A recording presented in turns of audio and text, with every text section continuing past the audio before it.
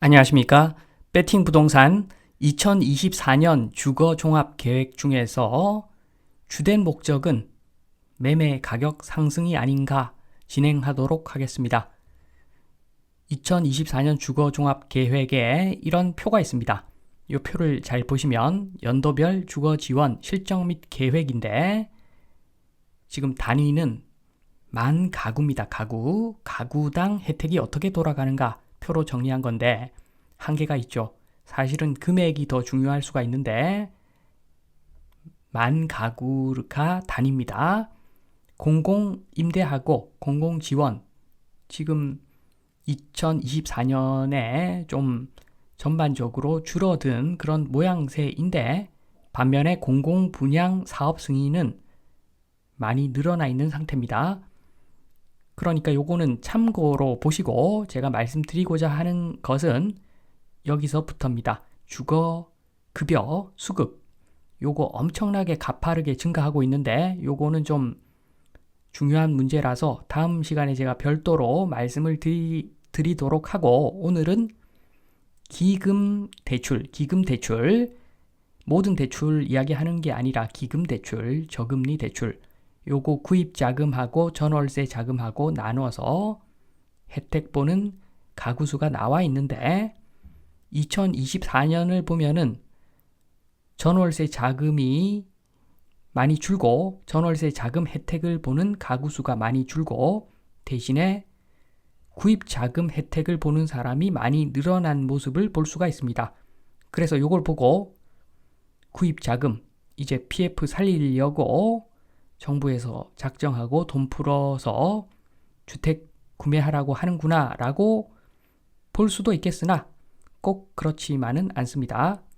기금 대출에서 중요한 것은 자금의 액수입니다. 사실은 액수가 제일 중요하고 구입 자금, 전월세 자금 큰 상관은 없습니다. 액수가 중요하고 구입 자금을 많이 지원하면은 매매가만 올라갈 것이고 전월세 자금을 많이 지원하면은 전세도 올라가고 매매가도 올라가고 어떻게 보면 서민 입장에서 집 없는 서민 입장에서는 전월세 자금 지원이 더 악랄한 방법이라고 볼 수가 있습니다.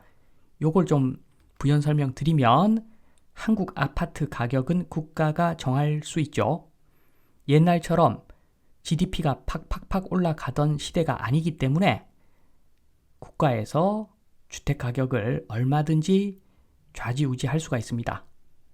물론 이것 때문에 다른 측면에서 큰 피해를 볼 수가 있겠으나 주택 가격만 봤을 때는 국가가 마음대로 정할 수가 있습니다. 지금 보시면 수조에 물을 붓고 요게 전세 가격입니다. 그리고 그 위에 기름을 부어서 그게 매매 가격인데 매매 가격을 올리고 싶으면 물 붓거나 기름을 부으면 되고 매매 가격만 올리고 싶으면 기름을 부으면 됩니다. 서민들 못 살겠다 그러니까 지금 기름만 부어서 매매가만 올리려고 그러는지 그건 모르겠지만 아무튼 물이든 기름이든 아무거나 부으면 주택 가격은 올라가게 되어 있습니다.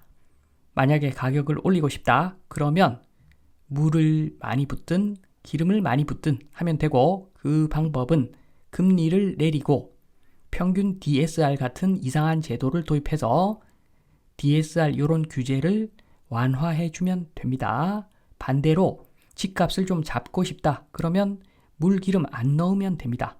금리 올리고 DSR 규제를 하면 사실은 금방 잡힙니다. 정부가 안 할 뿐입니다.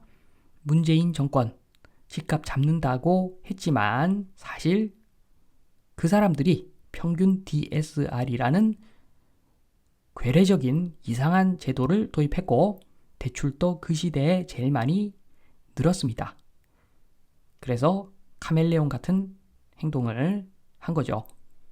이러한 설명을 듣고 나서 지금 요 표에 있는 기금대출 요걸 보시면 기금대출뿐만 아니죠. 대한민국의 전세대출, 담보대출, 정책 방향 그걸 보시면 결국에는 개돼지는 개돼지처럼 살아라 정책입니다. 집을 구매하는 사람들을 위해서 전세를 많이 올려서 전세금을 많이 올려서 레버리지 극대화 시켜가지고 보다 비싼 집을 사게끔 만들어 주겠다. 그리고 개돼지들 전세 사는 사람들은 영원히 전세 살아라. 그런 이야기입니다. 사실은 그런 이야기. 그러면 도대체 서민들을 위한 주거정책은 어떤 것인가? 라고 물어보신다면 이런 거죠. 일례를 들어서 말씀드리면 지금 소멸지역 이제 발생하고 있죠. 그 소멸지역들 부동산 가격이 저렴할 수밖에 없습니다. 그런 소멸지역 부동산을 마구마구 국가에서 매입을 하는 겁니다. 저렴하게 소멸지역 토지도 매수하고 아파트도 통으로 매입하고 그런 작업을 하고 그러고 나서 소멸지역이기 때문에 여기에 회사를 이전하거나 설립하면은 법인세 면제시켜 주겠다. 이렇게 하면은 어떻게 되는가? 일단 아파트 매입한 다음에 관리비만 내고 사세요. 당분간 관리비만 내고 사세요. 이렇게 하면은 주거비 부담이 없어지죠. 거기다가 이전 기업한테 토지를 무상으로 한 10년간 임대해 주겠다. 그러면 안 들어올 이유가 없습니다. 10년 정도면 건물 지어도 감가상각 충분히 뽑아 먹기 때문에 거기다가 주거 비용 부담이 안 되니까 요건 어떤 의미가 있냐 하면은 직원들한테 급여 300 주다가 서울에 있을 때 급여 300 주다가 지금 소멸지역 가서 급여 250만 주겠다. 그래도 직원들이 생활이 더 넉넉해진다는 거죠. 이렇게 되면은 기업 이전 촉진 효과가 확실하게 생깁니다. 그리고 만약에 제가 이런 지역에서 자영업을 할 수 있는 기회가 주어진다면 만약에 그런 기회가 있다면 저는 바로 이 소식이 들리자마자 동네 편의점들을 선점해가지고 그냥 있을 것 같습니다. 여기에 선점해서 그냥 편의점 한 5년만 운영해도 개이득입니다.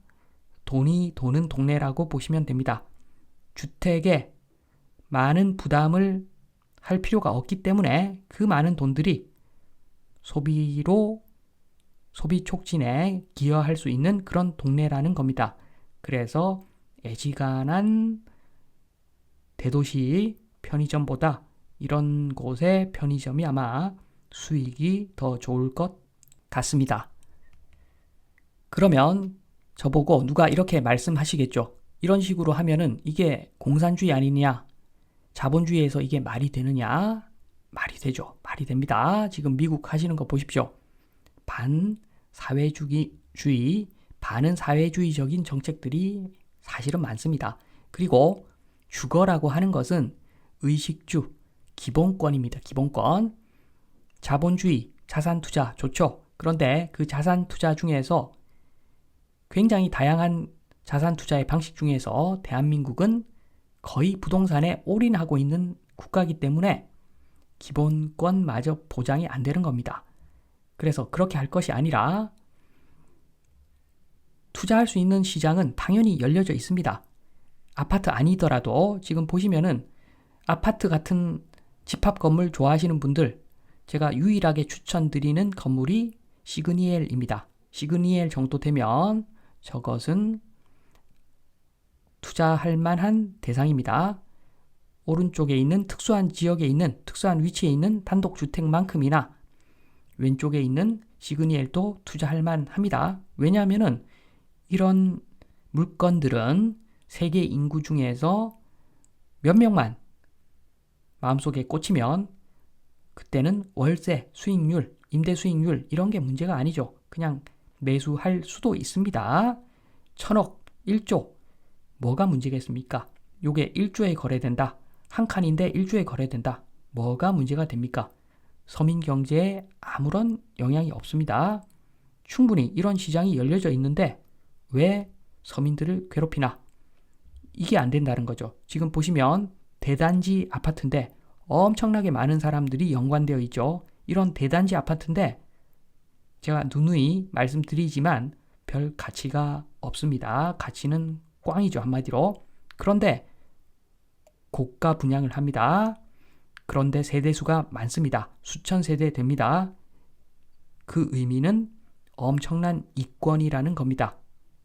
엄청난 이권이 있는데 이와 관련된 정책을 편다는 정부가 주거 안정이라고 말하기에는 지금 부끄러운 일들이 참 많습니다.